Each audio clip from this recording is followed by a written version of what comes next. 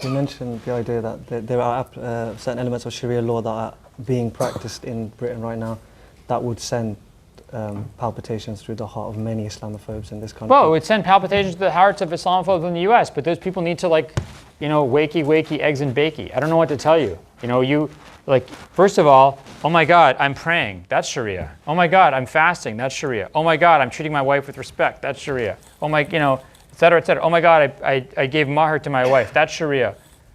I mean, oh my God, I'm arranging my inheritance, which is my right according to American law, along the lines of happen to be Hanbali madhab. Oh my God, that's Sharia. Oh my God, I have a contract with Sufyan about our business dealings that's Sharia compliant. Oh my God, that's Sharia.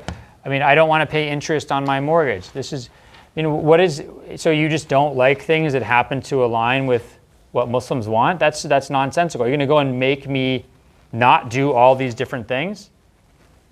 For what reason? Just because they align with my religion and I feel that they're part of my religious teachings?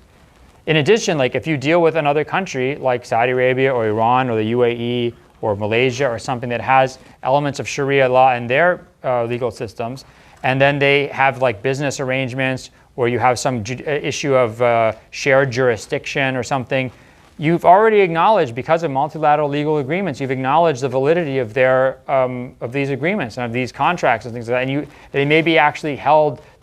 These disputes may be adjudicated in the Dubai forum for arbitration or in a Malaysian court.